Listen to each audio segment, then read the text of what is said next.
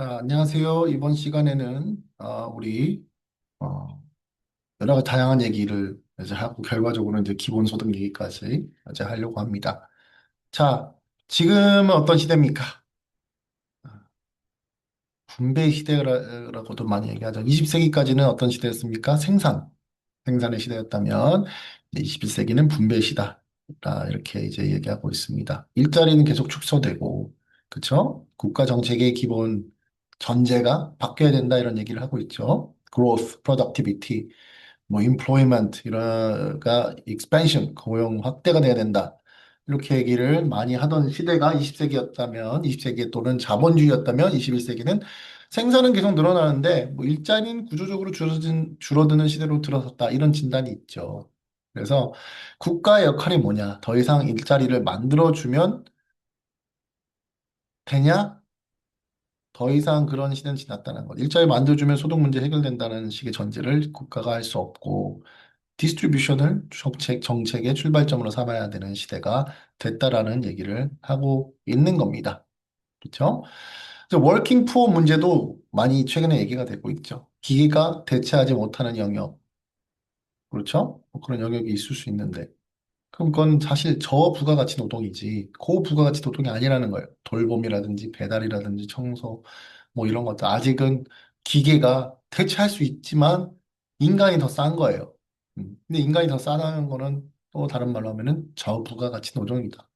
그러면은 이 일자리들은 뭐냐면 고용은 유지가 될 수 있겠지. 그렇지만 그 고용으로 인한 소득으로 생계 유지가 가능하냐? 불가능한 수준이 되지 않았냐라고 얘기하는 거죠. 그래서 현대 사회, 특히 우리 21세기의 빈곤은 실업으로 인한 빈곤이라기보다는 고용은 되고 있지만 여전히 빈곤하다. 이런 모습으로 바뀌어가고 그러면 정부의 역할은 어떻게 바뀌어야 되느냐. 이런 얘기가 하고 있죠. 자, 그러면 고임금 일자리, 안정적 일자리는 뭡니까? 뭐, 대부분 뭐 장기간 교육도 필요하고 전문 기술도 필요하고 네트워크가 필요한데 이것도 이제 바뀌고 있죠. 네, 바뀌고 있어서 정말 정말 소수에게만 고임금 안정적 일자리가 제공되고 있고 점점 또 고착화돼요. 계층이 노동시장에서 특히 그렇죠. 뭐 예를 들면 의사, 변호사, 회계사 같은 전문직 자격증을 가져야 되는 자격 조건을 가져야 되는 그런 것도 생각해 보면 뭐 정부가 자격 진입 자체를 제한하고 있는 경우가 많잖아요. 그렇죠? 그러면 사회적 수요가 막 늘어나. 의사, 변호사, 회계사 사회적 수요가 늘어나. 그래도 정책적으로 일자리는 안 늘어날 수도 있는 거예요. 그렇죠? 그럼 일자리를 통한 어떻게 디스트리뷰션, 분배라고 하는 게 구조적으로 좀 막힐 수 있다. 그렇죠? 그리고 새로운 일자리에 새로운 시스템, 체제가 만들어질 수 있냐? 현 세대에서 그게 가능할까요? 그럼 기술이 일자리를 대체해. 예를 들면. 그러면 사회가, 어, 그 대체된 일자리만큼 새롭게 흡수될 고용 구조를 만들고 있느냐? 쉽지 않다. 이번 세대에는. 그쵸? 그러면 지금 세대는 뭐냐? 일자리를 통한 분배라고 하는 게 붕괴되는 아마 첫 세대가 될 가능성이 굉장히 크다는 겁니다. 자, 그러니까 옛날에는 뭐예요? 성장이라고 하는 거는 노동과 자본. 그래서 맨날 우리 경제학을 배울 때도 LK, 레이버랑 캐피탈 뭐 해가지고 막 그게 어떻게 되고 등량 곡선이 어쩌니 저쩌니. 왜냐면 그게 이제 성장을 의미했거든요. 지금은 성장이라고 하는 게 뭐 데이터다, 알고리즘이다, 그다음에 뭐 자동화다, AI다, 뭐 그런 식으로 뭐 되면서 성장은 계속 되지만 성과가 노동 소득으로 분배되느냐? 그렇지만은 않은 꼭 그런 구조로 점점 바뀌고 있다. 이렇게 되는 거예요. 음. 그래서 뭐 사람이 AI와 경쟁할 필요가 없느냐? 어, 공존할 수 있다고 하는데 일단 분배에서 출발해야 되지 않느냐라고 하는 이제 전환을 하는 것이 이제 우리 이 강의의 배경입니다. 배경이고 정치적으로도 많은 그런 얘기가 돼 왔었죠. 근데 이제 지금 지방 정부 재정의 관점에서 보면 이제 이전 지출이라고 하는 것들이 있잖아요. 이전 지출. 그렇죠? 그럼 이전 지출이라고 하는 게 결국 누구의 돈, 그걸 누구에게 나눠줄 것이냐. 그러면은 나눠주면 어떤 기준으로 나눠줄 건데, 어떤 방식으로 나눠줄 건데, 이런 분배의 논리를 또 동시에 포함하는 얘기가 이전 지출 얘기가 되겠습니다. 경치, 경제, 또 사회 정책의 핵심이 된다. 그러면 소득 분배를 보자 이거죠. 누구의 돈을 누구에게 또 왜 줘야 돼? redistribution of income을 해야 돼? 왜 해야 돼? 어떻게 해야 돼? 누구의 돈이에요? 뭐 텍스 우리 뭐 조세를 내니까 그 납부한 국민의 돈이겠죠. 그럼 누구한테 가야 되는데? 소득이 낮은 계층한테 가야 돼? 특정 집단한테 가야 돼? 취약계층한테 어떻게 해야 돼? 왜 그럼 그걸 왜 줘야 되는데? 빈곤 악화를 위해서 줘야 되니? 불평등을 완화시키기 위해서 한다. 사회적 안전망 형성, 뭐 이런 얘기가 나왔죠. 그럼 어디까지 이전할 건데 도대체? 최소 생계비 보장하면 되는 거야? 아니면 모든 사람에게 중산층 이상의 삶의 질을 보장하는 데까지 줘야 돼? 아니면 아예 전 국민한테 돈을 다 나눠주면 어때? 이 질문에 대한 답이 곧 우리가 향하고 있는 복지국가의 성격을 결정하게 된다. vertical equity라고 하는 관점에서 수직적 형평성, vertical한 거는 누진세, 롤스의 정의 이런 거 되겠죠. 능력이 큰 사람은 더 많이 해야 되는 거 아니야? 어려운 사람이 더 많이 지원을 받고, 능력이 큰 사람이 크게 더 부담하고, 어려운 사람은 더 많이 받고, 그래서 프로그레시브 인컴 텍스 같은 게 있죠. 누진적인 성격의 소득세, 이런 데서 오는 거죠. 의료급여나 기초연금이나 기초생활보장하는 그게 선별적 이전 지출을 하는 거고, 그렇죠? 그러니까 롤스적인 생각이죠. 그래서 롤시안 저스티스라고도 하는데 가장 불리한 사람의 지위가 최대화 되는가라는 기준과 좀 연결이 됩니다. 소득 계층 간 수직적 이전 지출. 거기에 대해서는 자녀적 복지, 보편적 복지 얘기가 나. 자녀적 복지는 뭐예요? 리지듀얼한 웰페어라고 해요. 정말 가난한 사람만 선별 지원하자. 근데 최근에는 이제 근데 유니버설 웰페어 얘기로 넘어오고 있잖아요. 보편적 복지. 소득이 무슨 상관이야? 모든 사람에게 지급해야지. 그렇죠? 거기에 대해서는 전혀 다른 양상을 만들어내죠. 뭐에 대해서? 재정 부담에 대해서 다른 양상. 사회적 연대, 솔리데리티에 있어서 다른 양상. 조세 저항에 있어서도 다른 양상. 그럼 정치적인 합의 구조도 마찬가지. 그리고 또 하나는 뭐냐면 사회적 잉여를 어떻게 분배할 것이냐. 소셜 서플러스. 그렇죠? 생산자하고 소비자가 있을 거 아니에요. 그렇죠? 수평적 형평성은 같은 조건에 있는 사람은 같은 대우를 받을까? 가격 규제해야 될까? 보조금 줘야 될까? 독과점 규제해야 될까? 소비자 보호해야 될까? 그렇죠? 그럼 어떤 정책은 소비자의 잉여를 키울까? 어떤 정책은 생산자의 이윤을 보장할까? 이런 거에 대한 그런 정책의 정치적 성격을 결정하는 선택들이 사회적 잉여를 분배하는 그런 측면이 있다. 또 국민소득 주도 성장에 있어서 기업과 시민, 노동시장 이거 어떻게 해야 되는가? 기업 중심으로 가려면 법인세를 인하하고 규제를 완화하고 투자를 촉진하고 뭐 이런 얘기를 하겠죠. 시민과 노동 중심 뭐예요? 최저임금 보장해야 되고 고용 보조금 줘야 되고 사회적 보험도 사회보험도 확대해야 되고 그렇죠? 이런 선택은 GDP가 우리가 어떻게 성장해 나갈 것인가에 대한 경로를 바꿀 수 있고 임금 분포도 다르게 만들 수 있고 가계소득 구조도 다 다르게 만들 수 있다는 거죠. 그러면 결과적으로 어떤 얘기까지 하냐면 오늘 이제 그런 주제가 될 텐데 자, 정부의 재정 개입을 이제 효율적으로는 해야 될 거 아닙니까? 그러면 수요자 중심으로 할까, 공급자 중심으로 할까? 이렇게 얘기가 되는 거예요. 자, 수요자 중심은 뭐예요? 디맨드 사이드잖아. 그걸 원하는 수요, 그럼 바우처, 현금 급여, 소비 보조 이렇게 수요자 중심이겠죠. 디맨드 사이드. 공급자는 뭐예요? 기업에다가 보조금을 준다든지, 생산비를 보조해 준다든지, 서플라이어들 사이드에 하는 거. 그러니까 같은 돈을 써도 어떻게 쓰냐, 누구에게 쓰냐에 따라서 유인 구조가 달라지고 정책 효과도 달라지고 시장이 어떻게 왜곡되느냐도 달라진다는 거죠. 시장 왜곡이라는 단어를 꼭 써야 되냐? 모르겠습니다. 아무튼 시장 왜곡이라는 단어를 쓸게요. 왜냐하면 경제에서 말하는 철학이 이데올로기가 그런 거잖아. 시장에 최적점이 있는데 그거를 시장을 변화시키는 건데 그걸 이제 왜곡이라고 보는데 그게 어떻게 왜곡되느냐에 따라서 또 논의가 달라질 수 있는 거죠. 그래서 뭐 그런 논의들이 있는 거고 또 하나는 뭐 지방 분권직, 중앙 집권 이런 얘기도 있는데 그렇죠? 거기에 따라 또 달라지는 거죠. 중앙 집권, 정책을 통일성 있게 하고 재정을 통제해야 된다. 지방 분권은 지역 맞춤형으로 정책을 해야 되고 지방의 자율성을 확대하고 자율성만 줄 뿐이 아니라 그걸 네가 책임져. 지방 분권은 지방의 책임도 강화하게 되는 그런 역할.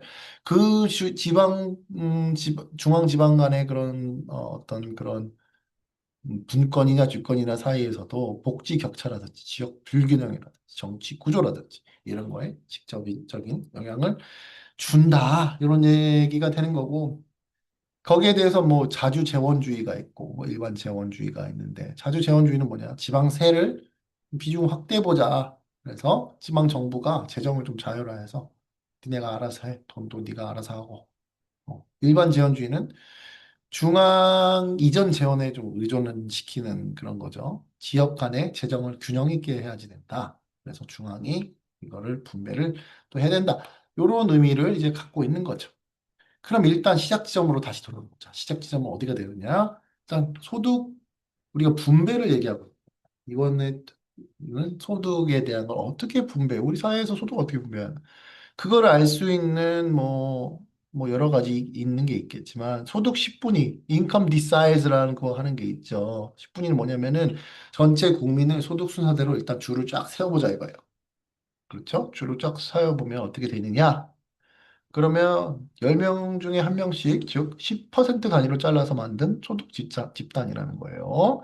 자, 1분위는 뭐냐면은 가장 가난한 하위 10%, 10분위는 뭐예요? 가장 부유한 상위 10%. 줄을 세웠을 때 그것이 바로 인컴 디사이즈, 소득 10분위를 말하는 겁니다. 그렇죠? 그러면 하위 40% 소득을 나누기 상위 10% 소득 그럼 뭐 10분위 배열 뭐 이런 걸 뭐 디사일 레이쇼라고 하고 어퍼 로어 인컴 레이쇼라고도 하고 그럼 뭐 상위 고소득층이 하위 저소득층보다 소득을 몇 배 더 가져가고 있느냐 이런 것도 나타낼 수 있는 지수들이 이렇게 있는 거죠. 그거를 소득 10분위 배율 뭐 이렇게 얘기하고 있는 건데 여기 하나의 이제 지수라고 이렇게 생각을 하시면 됩니다. 이거를 이제 어, 지수로 이렇게 나타낼 수도 있고 또 다른 방식으로 뭐 나타낼 수도 있죠. 예를 들면 로렌츠 곡선이다라고 해서 우리 뭐 신문 기사에서도 많이 나오는 얘기입니다. 소득 분포의 모양을 좀 시각적으로 보여주니까 그거는 시각적인 거고 로렌츠 곡선은 뭐 지니 계수도 많이 얘기하죠. 지니 계수.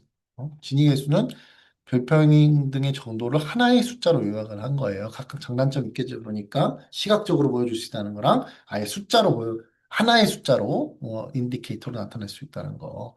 자, 그러면 뭐 로렌츠 곡선 보면은 X축은 소득별 누적 인구 비율을 나타내는 거고 이렇게 인구 비율을 누적 비율이에요. 큐뮬리티브한 거예요. Y는 소득의 누적 비율을 나타내는 거예요. 0%부터 100%까지 누적 비율이 있겠죠. 그럼 하위 10%, 20%, 30% 사람들의 이 전체 소득을 몇 퍼센트 가지고 있느냐라고 하는 거고 대각선에 보면은 소득 10%가 뭐 인구 10%가 소득도 10%, 인구 50%가 소득도 50%, 인구 90% 이런 식으로 되는 거잖아요. 완전 평등성, line of perfect equality 이렇게 되는 거죠. 소득 분포가 이 선에 놓이면은 사회는 완전히 평등한 사회인데 휘어지면 어떻게 되느냐, 그렇죠? 그러면 사회 40% 사람들이 사회의 40%의 소득을 가져가야 되는데 어? 대학선에 멀어지게 되면은 불평등해지는 거죠. 더 40%가 40%못 가져가는 거잖아. 그보다 적게 가져가는 거잖아. 소득 누적 비율을 볼 때. 그러면 대각선 여기가 불평등 면적이 될 거고 그러면 여기에 가까워질수록 더 평등해지는 거고 멀어질수록 불평등해지는 거고 요 대각선 이 45도 선이라고 볼까요? 안돼 요 선이랑 이 대각선이랑 로렌츠 곡선의 차이가 불균등 면적을 나타내 주는 거다라고 얘기를 하는 거고, 진위계수는 이 면적에 대해서 0과 1의 숫자로 환산한 값입니다. 그렇죠. 로렌츠 곡선, 그럼 대각선과 로렌츠 곡선 사이의 면적을 뭐로 나누냐? 이 대각선 아래 전체 삼각형 면적으로 이제 나누면 그렇죠? 그렇게 된다. 그럼 진이가 0이라는 건 뭐예요? 진이가 0이라는 건 뭐야? 완전 평등하다. 진이가 1이라는 건 뭐예요? 한 사람이 모든 소득을 독점하는 거지. 그래서 뭐 현시 국가 기준으로 보면 뭐 0.25에서 0.35는 뭐 비교적 평등하다고 본다. 근데 0.45가 넘어가냐? 꽤 매우 불평등한데 이렇게 이제 되는 거고 이것도 뭐 이제 옛날 이제 또 저기 얘기지만 그렇죠? 실측 진위 개수가 뭐 이렇게 됐었다. 뭐 이렇게 보는 거고 그렇죠? 그다음에 이것도 10년 전 데이터까지 이제 돼 있기 때문에 이건 뭐 많이 뭐 하지만 뭐 이렇게 뭐 변화해 왔다 이런 것도 보여줄 수 있는 불평등 그다음에 어떤 격차 소득 집중 양극화를 보여줄 수 있는 어떤 지수가 이렇게 있다라는 겁니다. 이제 거기까지 했고요. 여기까지 됐죠. 자, 그러면 이제 이전 지출 효과 우리가 이제 보면 그죠? 자, 일단은 이제 예시예요. 예시. 이게 이제 뭐 식품이 여기에 있고, 이제 비식품이 이제 이렇게 있다고 봤을 때, 비식품과 식품, 그렇죠? 그러면은 어떤 그런, 현금 보조, 정액으로 나가는, 럼프섬 서브시디라고 하죠. 정액으로 나가는 현금 보조, 그거는 어떤 그 이전 지출 효과가 있느냐라는 것을 봤을 때, 그렇죠? 그래서 매월 일정액의 소득 보조 해주고 지출 제약 조건 없어요. 럼섬 서브시디예요. 자, 그러면은 이거는 가격을 바꾸지는 않잖아. 소득만 늘리잖아. 그럼 소비자의 선택을 이제 뭐 왜곡이라는 용어 자꾸 써서 그렇지만 아무튼 시장 경제 기준 봤을 때 소비자의 선택을 왜곡하지 않고 두 재화의 소비를 모두 증가시키는 약간 퓨어한 소득 효과, 퓨어 인컴을 발생시킨다는 것을 나타낸 겁니다. 그렇죠? 그러니까 X축은 뭐냐면은 식품에 대한 이제 푸드 컨섬션이 있는 거고 Y축은 뭡니까? 비식품에 대한 non 푸드 컨섬션이 있는 건데 이제 집이 있다고 어제 가게가 그럼 비식품과 식품을 어떻게 나눠서 소비하는 거냐 A라고 하는 그 저기 그 버젯 라인이 있을 때 이거 버젯 라인이에요. 버젯 라인 이렇게 쭉 있는 거예요. 그 버젯 라인이 이렇게 있는 상황에서 그러면은 소득이 A일 때 하는 범위 어? 이렇게 콤비네이션해서 이게 인디퍼런트한 거잖아. 인디퍼런트한 거. 그만큼을 이제 소비하게 된다. 근데 이제 보조금을 지급했어. 보조금을 이렇게 지급했어. 그럼 B가 이제 A 플러스 이제 보조. 그럼 요만큼이 소득이 되는 거잖아요. 그만큼이 소득선이 이제 바뀌기 때문에 예산선의 기울기는 그대로고, 그쵸? 요 indifferent curve 자체가 바깥쪽으로 평행 이동하는 겁니다. parallel hour shift가 된 거예요. 버젯 라인이 이렇게 됨으로써. 아시겠죠? 그러면은 어떻게 돼요? 2는 뭐예요? 보조금 이전에 최적 소비점이 2인데 이게 이 대시로 된 거예요. 새로운 최적 소비점이 된 거다. 그러니까 예산선과 무차별 곡선이 접하는 지점, 텐전시 여기에서 이렇게 수평 이동되는 식으로 되더라. 그렇죠? 그러면은 이제 무차별 곡선의 기울 우리 계속 배우지만 marginal rate of substitution MRS 이렇게 되는 거잖아요. 식품 하나를 더 얻기 위해서 비식품을 얼마나 포기할 의사가 있느냐, 또는 비식품 한 단위를 더 얻기 위해서 식품을 얼마나 포기할 의사가 있느냐. 근데 현금 보조에서는 가격 비율 변하지 않잖아. 가격 비율은 변하지 않잖아. PX와 PY의 비율이 변하지 않기 때문에 MRS equals PX, PY의 비율 동일하게 유지된다는 거지. PX, PY 동일하게 유지가 됩니다. 그러면 선택의 방향, 즉 기울기는 바뀌지 않고 소득만 증가하게 된다. 식품 소비가 A에서 그러면 뭐 B로 증가하고 비식품 소비도 함께 증가하겠죠. 요 안에서, 요 내 안에서는 그렇죠? 그게 이제 교과서적으로 얘기를 하면 대체 효과, substitution effect가 사실은 가격을 건드리지 않기 때문에 substitution effect 대체 효과 자체는 이제 뭐 소득 효과만 발생하고 어떤 소비 구성에 어떤 대체 측면에서 왜곡은 없고 상대 가격의 왜곡도 없는 거지. 그렇죠? 그래서 자원 배분의 비효율을 만드냐? 요 측면에서는 식품과 비식품 뭐 어쩌고 저쩌고에 대해서는 비효율은 굳이 만들지 않는다. 아, 하는 그 얘기인데 내가 뭐 예를 들어서 매달 20만 원을 뭐 보조로 줘. 대학생에게. 야, 이거 학생 공부하느라고 힘든데. 기존에는 내가 식비가 40만 원이고 교통이랑 뭐 통신비, 교재비 해갖고 30만 원 쓰고 거기 안에서 왔다 갔다 했는데 20만 원이 추가로 들어오면은 그거 가지고 뭐 식비도 늘고 교재 교통비도 함께 늘릴 가능성이 있다는 거죠. 그렇죠? 그런데 식당 가격이 바뀐 것도 아니고 교재 가격이 바뀐 것도 아니고 오직 주머니 속에 돈만 늘어난 거죠. 그래서 소득 효과만 발생해서 소비자가 증가된 거다라는 상황인데 요건 좀 다른 식으로 가격 보조를 이제 해주는 거야. 가격 보조. 소득 보조가. 특정 제과. 우리는 식품으로 그걸 보자 했죠. 식품에 대한 프라이스 서브시디를 줘. 그러면 상대 가격이 바뀌잖아. 프라이스 서브시디를 주면. 상대 가격이 변. 그럼 어떻게 되냐라고 하는 것을 우리가 이제 보여주게 되는 겁니다. 그러면은 이제 균형점이 이렇게 소득 보조를 해주면 여기 가는데 2에서 2, 5, 가격 보조를 해주면은 왜? 왜냐면은 소득 보조를 해주면은 이게 이렇게 가지 마. 가격 보조를 해주면은 이상선은 이제 이렇게 가게 돼. 그렇죠? 그런 일이 되는 겁니다. 여전히 X축은 식품 소비, Y축은 비식품 소비. 그러면은 한 사람이 한 개가 또는 식품과 비식품을 어떻게 나눠서 소비하냐. 인디프런트한 거 이렇게 무차별 곡선 이렇게 있다고 했을 때 그럼 예산선이 이제 변하는 거잖아요. 예산선이 이렇게 있다가 이렇게 변하는 거잖아요. 그렇죠? 어, 이렇게 변하는 거. 음. 정책 도입 이전과 후가 이제 달라지기 때문에. 소비 균형의 변환이 생긴다. 그렇죠? 새로운 균형이 요 지점에서 생기게 되는 겁니다. 네, 알겠죠? 그렇죠? 여기서 이렇게.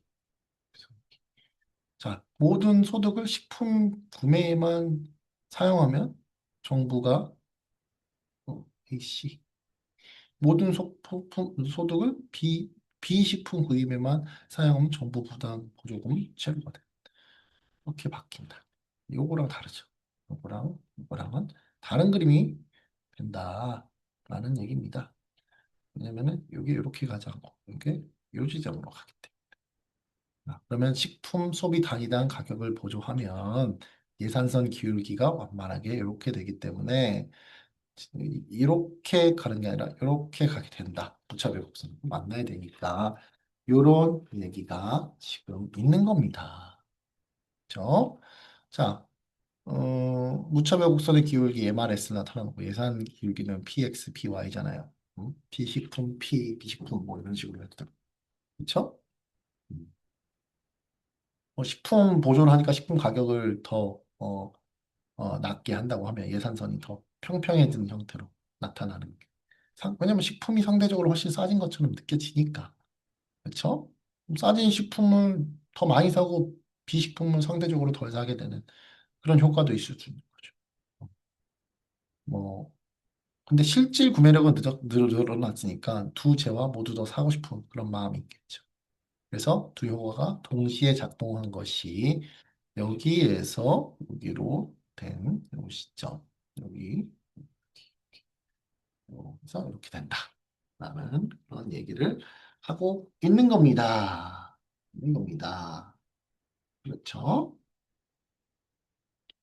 자, 그러니까 다르게 나타나는 같은 돈을 쓰더라도 어떻게 쓰는가에 따라서 달라진다는 겁니다. 그렇죠? 뭐 예를 들어서 자, 학생 식당은 뭐 식권 50% 할인한다. 그러면은 A 학생은 원래 식비 40만 원 쓰고 카페 가는 거랑 교재랑 교통비랑 뭐 30만 원만 썼어. 근데 식당 가격이 반값이 돼. 정부 보조금. 아, 그러면 뭐야 이제? 예를 들어서 학생 식당에서 사 먹는 게 진짜 훨씬 싸졌네. 그러면 학생 식당 이용이 급증하게 돼요. 그렇죠? 식당 가는 거에 대비해서 뭐 카페, 뭐 배달, 비식품, 뭐 소비. 카페는 이제 식품이라고 보시면 돼요. 배달. 그걸 맞죠. 뭐, 비식품 소비 상대적으로 좀, 뭐, 좀, 식당 이용에 비해서는 감소할 수도 있는 거죠. 그렇죠? 그러니까 싸진 쪽으로, 대체 효과가 약간 이동하게 되고. 그다음에 약간의 소득 효과도 얘기해 줄 수 있죠. 왜냐하면은, 뭐, 사실은 전체 소비도 증가하게 되는 거니까. 어, 실질 소득이 약간 증가하는 효과도 있을 수 있는 거 아니냐? 그러니까 현금 보조, 가격 보조, 이거를 이제 동시에 나타내는 그림을 이렇게 나타낸 거죠. 가격 보조 시에는 정부 지출이 얼마냐? 이만큼. 소득 보조 시는 정부가 아니라 정부예요, 정부. 정부 지출은 얼마냐? 여기서 이렇게, 어? 그렇게 되는 거예요. 그럼 절감분은 얼마만큼? 얼마만큼? 그죠? K-로 됐지. 2K, 2K가 있고, 2에서 K만큼, K에서 K 2만큼. K 대시가 아닌 것 같은데? K, 2 대신 것 같은데? 그게 절감이 되는 거다라고 이제 하는 겁니다. 어? 그러면 무차별 곡선에서 무차별 곡선에서 여기서 요렇게 된 거잖아요. 요렇게. 그게 의미가 뭐냐? 그러면 소비자 효용이 일단은 높아는 거야. 높아는 거야. 그렇죠? 어. 그러면 정책 이전에는 소비 균형 아무 보조도 없어. 그러면 예산선, 소비자 예산선과 무차별 곡선 만나는 지점에서 선택하게 됐던 거죠. 소득 보전을 하니까 어때? 소득만 보자. 예산선의 그 길기는 그대로 평행으로 그냥 빨갛게 이동한 거죠. 빨간선으로 이렇게 이동한 거잖아요.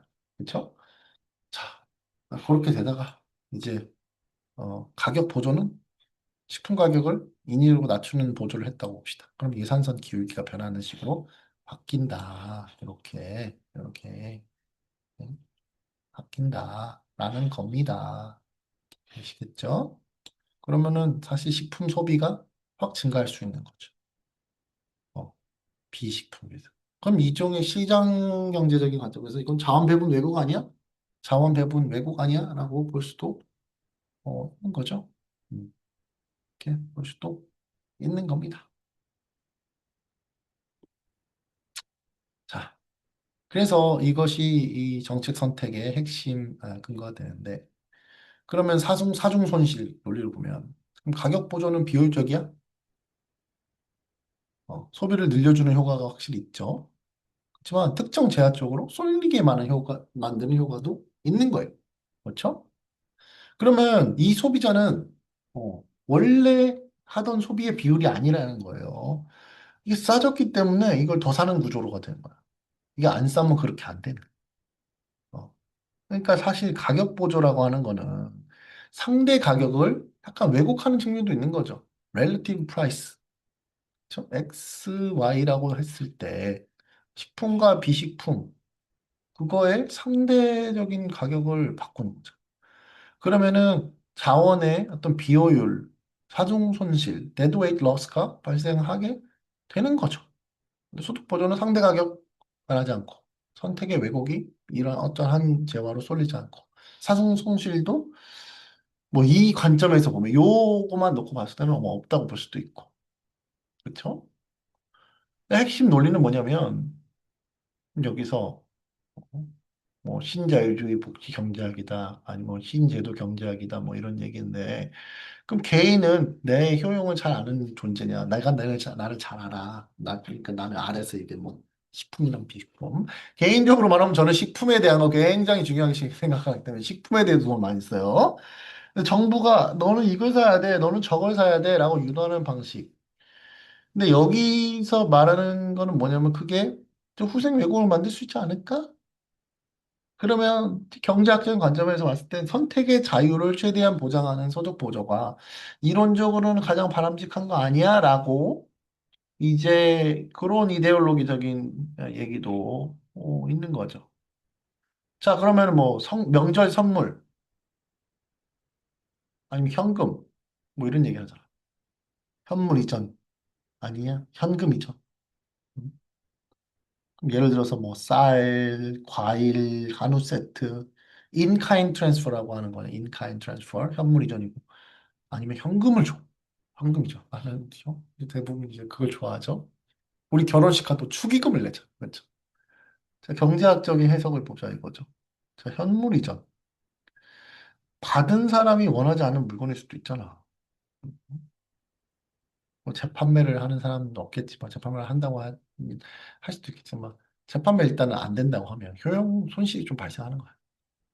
근데 현금 이전은 뭐야? 아, 내가 원하는 데 사용할 수 있지. 후생극대화. 아, 그래서 여러분들 저도 이제 미국에도 있었고 뉴질랜드도 있었는데 그 캐시 그 기프트라고 해요. 캐시 기프트. 캐시 기프트.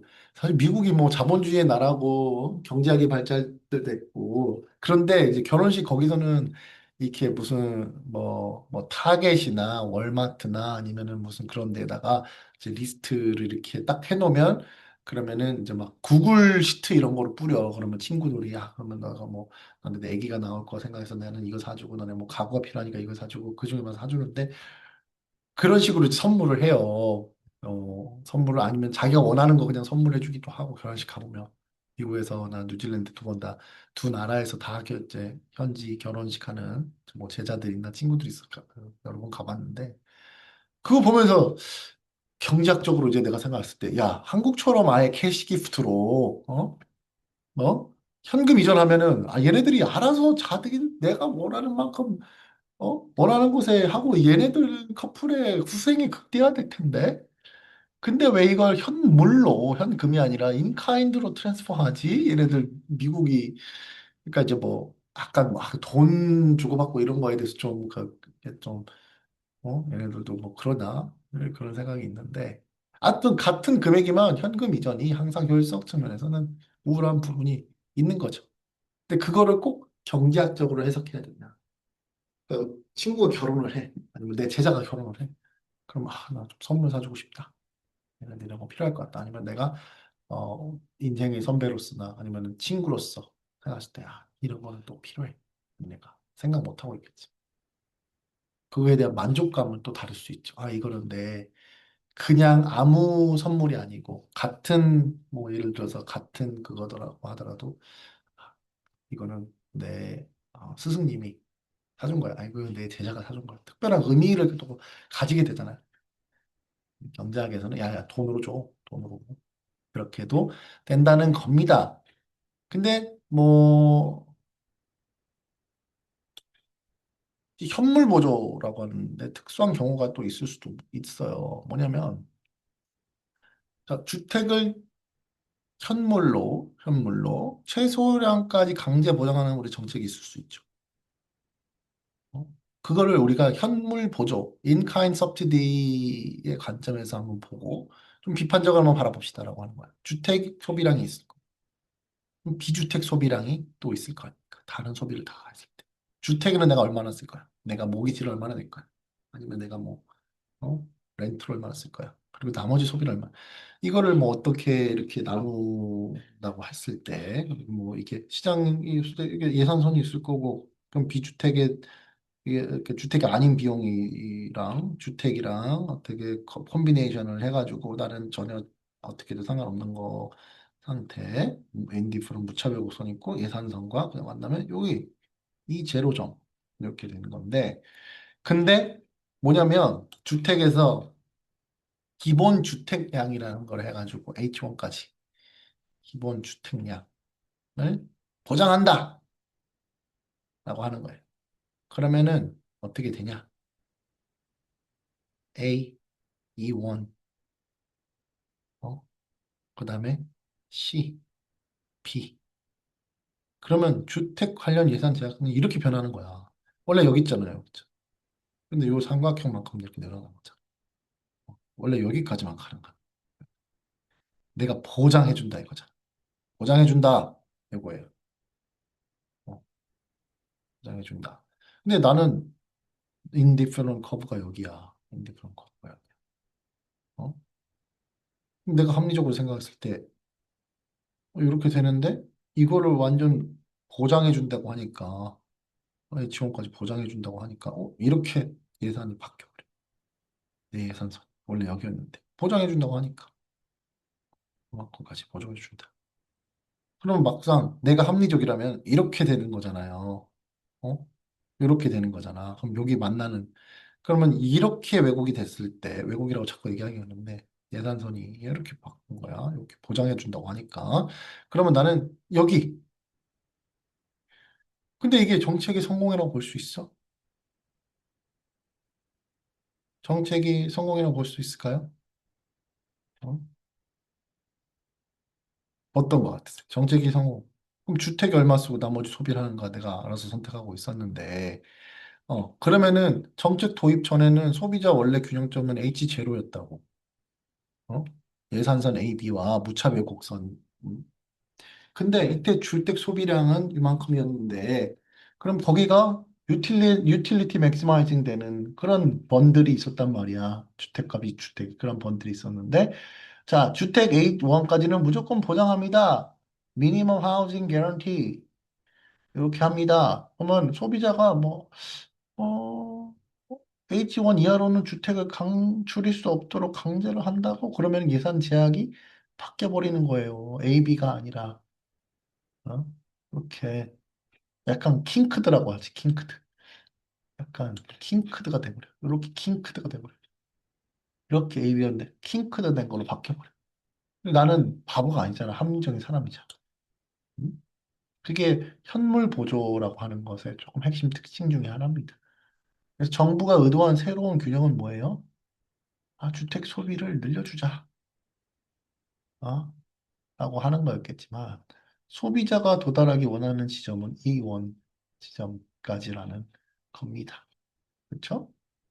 더 높은 무차별 곡선 위에 있는 거죠. 어, 그런 정책의 의도가 있는 건데, 어, 국민의 주거 수준을 강제적으로라도 내가 어느 정도 선 이상으로 올려주겠다라고 하는 거 좋은 얘긴데, 그쵸? 그걸 무조건 올려주겠다. 그러나 실제로는 예를 들면은 이 원으로 가는 과정을 잘 생각해 보세요. 원으로까지 가는 과정. 이거 오히려 그러면 과거보다 더 후퇴하게 되는 거 아니야? 어?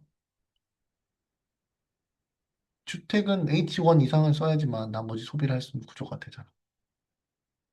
근데 내 선호는 주택보다는 교육이나 의료나 식비나 비주택 소비를 더 중요시할 수도 있잖아, 내가. 어? 그러면 소비자는 주택을 최소 조건만 맞추는 수준으로만 소비하고 오히려 비주택 소비를 더 심하게 줄여버린다든지. 그런 식으로 바꿀 수도 있고 그 반대의 경우도 있을 수 있고 그런 식으로 이게 좀 이상하게 될 수도 있다라는 거. 여기 지점에 있어야 될 것이 지금 여기 지점에 있잖아. 소비야 이거 측면에서 봤을 때 나는 주택이 이만큼 하고 그다음에 나는 비주택이 이만큼 하고 그렇게 하려고 하는데 여기서 그러면 주택에는 이만큼 하고 그쵸? 이만큼의 주택하고 그다음에 비주택에는 이렇게 하고 난 이 정도까지 비주택에 쓸 마음도 없었는데 이렇게 막 쓰게 되잖아.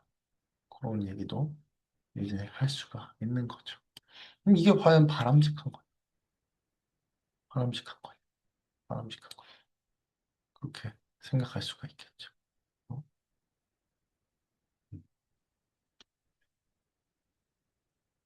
반대 얘기도 될 수가 있고, 그렇습니다. 그래서 나는 최소한 H5까지는 보장해 주려고 했는데 기본 주택량을 그쵸? 근데 그게 오히려 주택 소비량을 그 수준까지 줄여버리게 되는 그리고 비주택 소비가 더 늘어나게 되는 그런 효과가 있을 수도 있겠다라는 겁니다.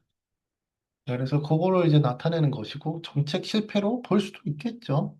그런 거를. 어, 음. 어, 그러니까 주택에 더 돈 쓸 수도 있는 사람을 덜 쓰게 만드는 효과도 있는 거고 그걸 어떻게 하냐에 따라서 또 반대 그게 있을 수 있는 거고 그냥 내비둬라고 하는 게 이제 경제학적인 메시지죠. 자, 사회 서비스의 그래서 공급자 중심 지원 방식, 우리 공급자 중심, 수요자 중심으로 나눠서 했잖아요. 여러 가지가 있겠지만, 뭐, 중앙정부, 지방정부, 그렇죠? 서비스 제공기관 뭐 이렇게 나눠서 보고 뭐 한다면, 뭐 이런 식의, 이제 그런, 어, 이제 스트럭처가, 구조가 나올 수 있다. 그럼 이런 거 하는 거예요. 그래서 뭐, 직접 비용, 간접 비용이 어떻게 이제 발생한다. 구조적 비율도 있을 수 있고, 어, 그래서 정부 기관 국민 재정 지출이 기관의 활동비로 먼저 흡수되고 그 다음에야 국민에게 간접적으로 전달되는 측면도 있다. 이런 얘기도 행정관리 비용 이런 얘기도 이제 하는 거예요. 공급자 지원 방식에는 전달 체계 자체에서 발생하는 행정관리 비용도 있을 수 있다. 아마 그 행정관리 비용에 제가 하는 일도 포함되어 있을 수도 있어요. 뭐 정산하고 보고하고 누군가는 가서 모니터링도 해야 되고 막 기간 평가 그런 거 저도 하고 있지만 그게 다 비용입니다. 비용이야. 그러면은 이제 뭐 시정과 이용자 중심으로 하자. 뭐 이런 얘기가 될 수도 있는데 이용자 중심으로 가면 어떻게 되느냐? 뭐 서비스를 직접 선택하고 서비스를 구매하고 이용자가 그 선택 결과에 따라서 뭐 제공기관이 경쟁하는 뭐 그런 식의. 그럼 정부 역할은 도대체 뭐야? 직접 공급하는 게 아니라 시장을 관리하는 거지. 바우처를 지급한다든지, 그거에 대한 품질을 뭐 관리하든지, 소비자를 보호하고, 페어하게 이렇게 거래가 이루어지도록 그런 식의 것들을 나타내는 그런 얘기를 하는 겁니다. 그래서 뭐 국가가 직접 다 해주는 그런 구조에서 뭐 국민이 직접 고르는 그런 구조로 많이들 되고 있죠. 많이들 되고 있죠. 그러니까 이런 것도 있을 수 있고. 자, 이제 기본 소득 얘기로 이제 다시 와보자 이거죠. 기본 소득. 자, 기본 소득이라고 하는 게 그럼 어떤 성격이냐? 다른 기존의 복지하고는 어떤 차이가 있느냐? 기본 소득이라고 하는 건 유니버설 베이직 인컴 자산조사 없습니다. 그러니까 민스 테스트라고 하는 게 없어. 그러니까 이게 자격 조건이 되냐? 이 사람이 이걸 받을 만한 그런 게 없고 노 민스 테스트. 그럼 어떻게 보면 좀 효율적이라고 볼 수도 있죠. 아까 뭐 행정 비용 얘기했잖아요. 행정기관 자체로 흡수되는 비용, 정부가 공급할 때. 뭐 근로 여건 있느냐? 일을 해, 안 해? 그런 필요 없어. 모든 사람에게 개별 단위로 하는 거야. 유니버설하게, 인디비주얼 베이스. 무조건 주는 거야. 언컨디셔널리. 그리고 캐시 트랜스퍼야. 정기적으로 현금을 이전하는 거.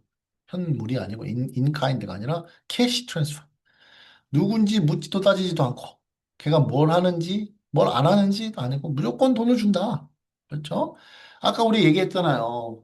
정부가 이제 복지 서비스를 제공할 때 행정관리 비용이 들어가잖아. 민스 테스팅을 해야 되는데 민스 테스트는 뭐야? 네가 이거를 받을 만한 받을 이 복지를 수혜를 받을 만큼 네가 가난해? 라고 하는 걸 조사가 들어갈 거야. 민스 테스트라고 하죠. 그 자산 조사. 그리고 막 사례도 관리해야 돼. 케이스 매니지먼트를 막 해야 돼. 그리고 막 컨트리뷰션도 관리해야 돼. 그죠? 뭐 여러 가지 있는 거죠.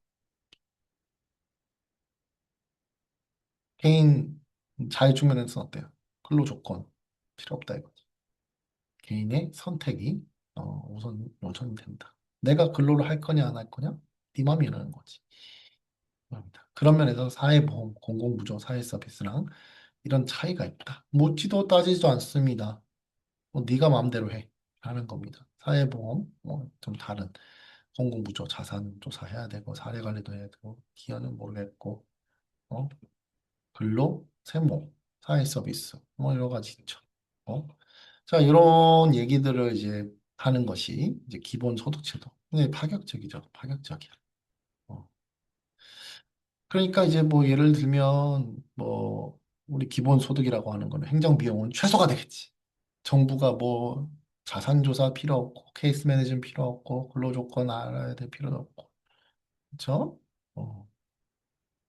근데 어떤 내가 타겟팅을 해가지고 재분배하겠다? 그건 불가능하지.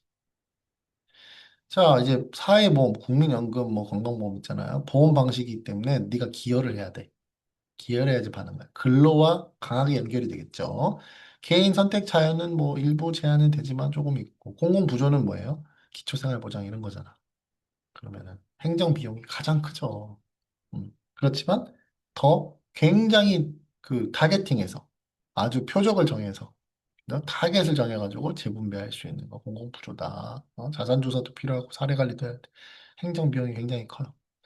사회 서비스는 뭐예요? 돌봄, 요양, 복지시설. 이거는 인카인드 위주로 되잖아요. 개인의 선택 자유는 좀 없을 수 있지만 정책의 목표가 통제가 됩니다. 돌봄으로만 해야 되고 요양 쪽으로만 해야 되고 복지 목적으로만 해야 되는 개인의 선택은 좀 제한이 있지만 제한이 개인의 선택에는 자유가 없지만 자산조사, 사회관리 이런 것도 조금 해야 되는 그런 이제 들어가겠죠. 이것도 행정관리 비용이 좀 들어가는 거지, 사실은. 그래서 뭐 행정 비용이 낮을수록 자유는 커진 경향이 있죠. 그리고 행정 비용이 클수록 타겟팅은 더 잘 되겠죠.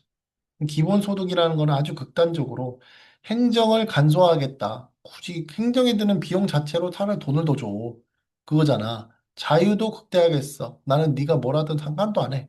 그렇지만 타겟팅은 안 돼. 모든 사람 다 받아. 일론 머스크나 나랑 똑같이 받는 거야. 응? 공공부조사회 서비스 이건 뭐예요? 행정 비용이 굉장히 크죠. 이거 행정 비용이 어떻게 보면 아까워. 그 돈을 가지고 어려운 사람 더 돕지라고 할 정도로.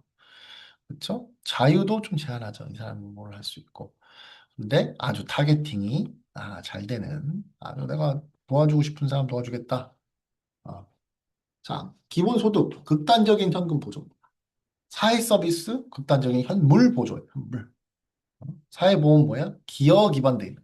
컨트리뷰션 네가 있어야지 소득을 이전해 주는 거지. 공공부조는 강력한 선별적 이전이다. 이렇게 보시면 될 것 같습니다. 자, 아시겠죠? 고생하셨습니다.